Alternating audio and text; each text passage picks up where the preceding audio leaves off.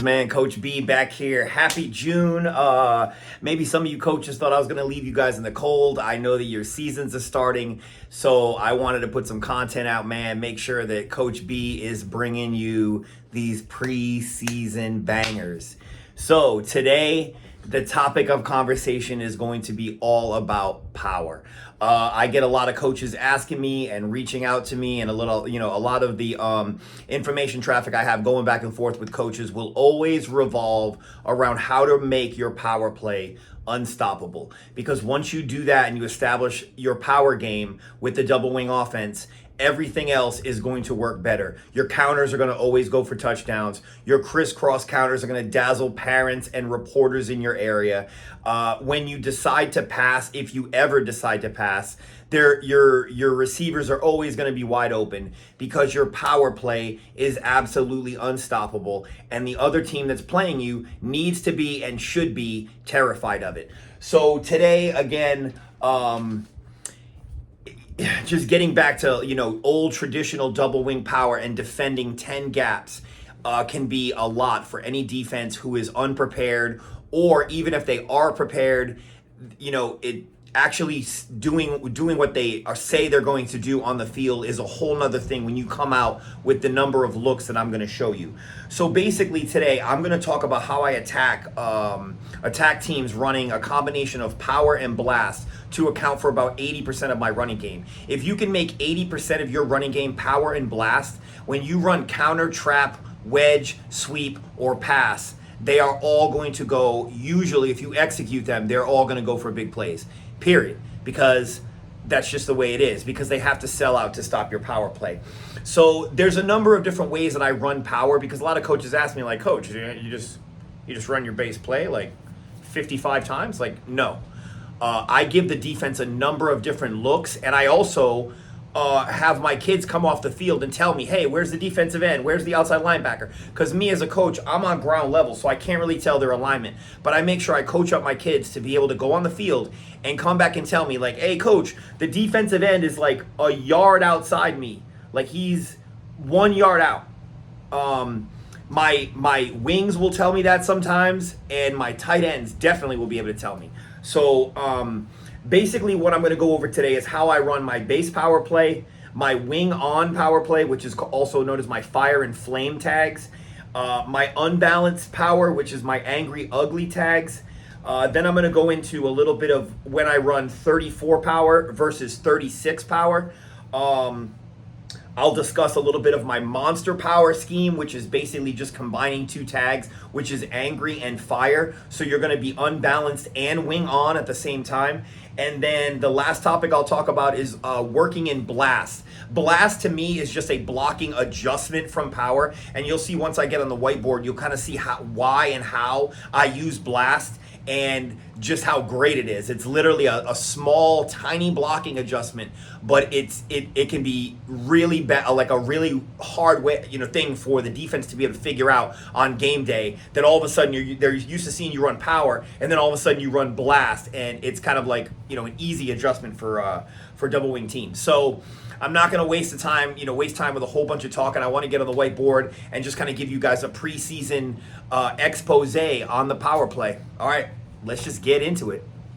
All right, let's just get right straight into it. Okay, so the first thing I want to talk about is Ray 34 power. This is my base attack from this UC formation. Also keep in mind, I'm only going to be going over stuff today that I can run that I'm running to the right, but understand that I have a full complement of plays that match this. My playbooks and all my teams have always been right-handed and left-handed. So any of these plays, you can do them to the left just like you can do them to the right. The tag is just like angry and ugly, fire and flame, bull and bear. Okay. Also, one thing to note, this is my UC formation that I come out with, and pretty much 100% of the time, I will always come out either bear or bull offset. Right now, I'm in a bear offset. I go to bull offset when I want to wedge, or anytime I'm going to run a 25 power, I will bull offset over to this side. Okay. Also keep in mind that anything you can run that you're seeing here as far as blocking does not change when you go into the gun wing. The gun wing is, by rule, it is always heavy right with a fullback bear offset right, so it's normal for my teams. And we just move the left wing back 5 yards deep directly in line behind the backside tight end. So there's Gunwing. But nothing changes. Nothing changes for the entire line. The only thing that changes as this kid comes down the pipe and gets a read option handoff, the quarterback gives it on a read option handoff and then boots opposite to pin this backside pursuit. Okay? So for now we'll just put him in UC. Okay? All right, so I'm just going to show you how the blocking ends up working out on this base Ray 34 power.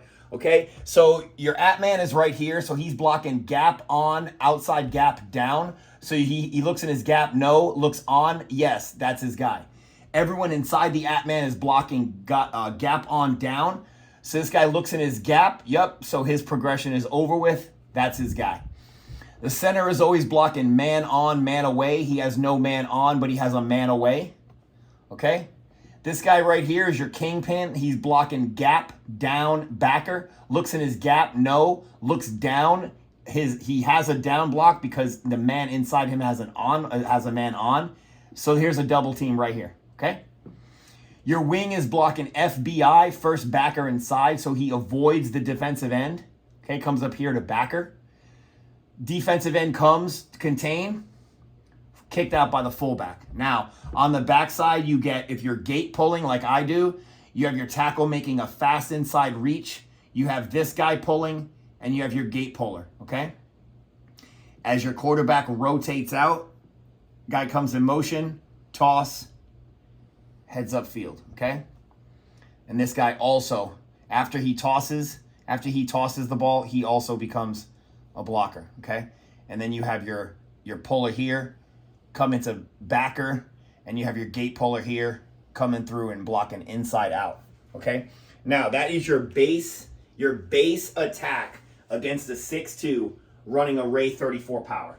Okay, so what happens when I want to run wing on power? All right, well, let's get to that. All right, so now as you can see, I've changed up the look of the call. So now we're going to run a bear fire Ray 34 power. So when we break the huddle, I do not shift to this. I break the huddle and I align like this. So bear, as you can tell, bear tells my fullback he's going to be aligned right offset. Okay, but fire tells my right wing that when he runs to the line, as he breaks the huddle, he's going to align foot to the tight end. Okay, now, generally, by rule, usually a defensive end, when he sees this, will usually step outside and he'll come one shoulder outside of the last man on the line of scrimmage, which is this guy, which is now your wing, okay? Well, if he doesn't alert this guy right here to that he's bumped out, the bubble you are trying to run in is now much bigger, okay? Because the space in between these two people. All right, the blocking all stays the same. This is still your at man. He's blocking gap on, outside gap down. So he has an outside gap block. This guy's blocking GDB, gap down backer. He's got a guy in his gap. There's your double team. This guy's blocking gap on down. So he's got a gap block here. Mama, okay? You got your fast inside reach guy. You got your two pullers, okay? You got this guy all the way out here. Oh, I'm sorry, FBI. So he's still just kind of cutting inside and going to get this backer. None of the blocking rules change. This guy comes out here, and now your fullback has to make this long Oregon trek out here to kick out the defensive end. But you just basically increase the bubble that you're trying to run in. This is all stays the same. This guy comes here. You run in the same exact bubble off the outside hip of the at-man, which is this guy, your four-man. Okay? And he just gets up in here. Right, your pullers are doing the same thing. Quarterback's coming here, dipping out, finishing this spin, taking out this corner. Okay, you got a whole lot of lead blockers. This guy should get the ball. This guy should get the toss right here and be out of dodge. Okay, so that's your basic fire wing on look. All right, so the next series of things that I do. Sometimes, usually on the goal line, I will throw this out there. Sometimes against disorganized staffs, if I feel that the defensive coordinator just has, like, he's already called, like, all 3 timeouts because he can't get, like, a play in, or if I just feel that these guys haven't scouted me or told their kids anything, I will just randomly come out unbalanced. What you're seeing now is unbalanced right, which is how I use an angry tag. So essentially I just add the angry tag to the beginning of my play call, and you get angry bear, Ray 34 power, okay? So bear, again, is telling the fullback he's offset right. Angry is telling the left tackle, okay? So this is your original tight end. This is your original guard, okay? The tackle that is going to the other side will always go inside the original at-man. So this is your original at-man. This is the guy who's always the right tackle, okay? This guy is the new guy. So we'll put him NG, new guy. And this is your normal two-man. Now, everybody that covers so that everybody that is inside the at-man is blocking God. So this guy is blocking God. This guy is blocking God. This guy is now still blocking good. So he looks in his gap. He's got a gap block right there. This guy's blocking gap on down, okay? He's got nobody. So he's going to block essentially down, okay? This guy also has a gap on down block, okay? So you're almost in like a down configuration. This guy right here is blocking gap down backer. He's got nobody over there, so he goes straight to backer. First backer inside, he's avoiding the defensive end, just kind of coming up here. Defensive end comes, still kicked out, okay? Sometimes this will happen against a team where we just bust out of the huddle and all of a sudden we're unbalanced. I don't give teams time to adjust to me. We come out, we line up, and we start running our motion, and we get the ball and we toss, okay? If they shift, it doesn't matter. Everyone still maintains their good God blocking rules, and somebody will apply to all the kids. But remember, everyone inside the at-man, these two kids are blocking gap on down. This guy is still your at-man, so he's blocking good. This man's your kingpin, so he's blocking gap down backer. And this guy is blocking FBI, because that's what comes after the kingpin every single time, the FBI. And that's how I run my unbalanced look. Now, one thing I really want to talk about and just kind of get into it right now is my monster power look, which is a combination of angry and fire. So simply, I can just basically do this. I just run angry, bear, fire, Ray 34 power. And the second my team comes out of the huddle and breaks, all of a sudden now my wing will be also on the line of scrimmage. Okay, so now they got big problems going on. If they bump the end all the way out here, they got big problems. They're going to be sending people all over this way, okay? I'll do some stuff like this, and I'll run counters back the opposite direction. So again, just because I come out here, angry, bear, fire, Ray 34 power, and they just see everybody on the right. This is a legal formation. 1, 2, 3, 4, 5, 6, 7, 8.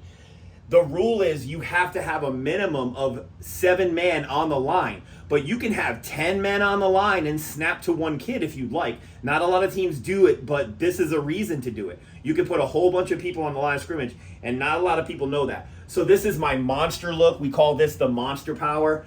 Again, I don't run it too often, but every once in a while I'll try to surprise the defensive coordinator by just going to this look. And that's my monster power using a combination of angry and fire tags. All right, so the last thing I really want to talk about, well, actually I got 2 things to talk about, which is 36 versus 34 versus 36 power, and then also working in your blast play. Now, a lot of the stuff I've been getting a lot is about the 4-4 defense. So I've had a couple coaches hit me out. Shout out to those coaches that were talking about 4-4s. And coach, how do I stop it if they align like this and da-da-da? You know what? Honestly, with the good God system, I don't care if they align like this. In fact, if they align like this, I'm going to go immediately to a 36 power. Not that I have to in this situation, but if they come out in a 4-4 like this, I'm going to immediately go to a 36 power, and I'll tell you why. Okay, so in a normal configuration with this, okay, so this would be your at-man if I ran a 34 power. He's going to be right here. He's going to be blocking gap on, outside gap down. So in this situation, it's going to end up being a down block on this kid. And this guy out here, the tight end, is going to have a one-on-one block, okay, with... he's going gap down backer. So he would release this guy, having this tackle come right down the pipe with a short kick out, with a short kick out by the fullback. And anytime somebody goes heads up on my tight end and they're not outside shouldering them, I kind of don't like to just breeze by them and allow them to really like squeeze this power play down. Because if this kid down blocks and this kid, either they collide together or he really, you know, this, let's say this kid takes off this way and he really squeezes the power play, he can mess everything up. So if he goes heads up on my tight end, I go immediately to a 36 power. And this is why I have my tight ends come off the field and tell me, hey guy, how is he aligned to you? If the tight end, this guy says, coach, he is heads up right in my face, I go, okay, bro, the next call is going to be Ray 36 power or any combination of what I just showed you with those tagged power plays, okay? But it'll be a 36 power, and here's why.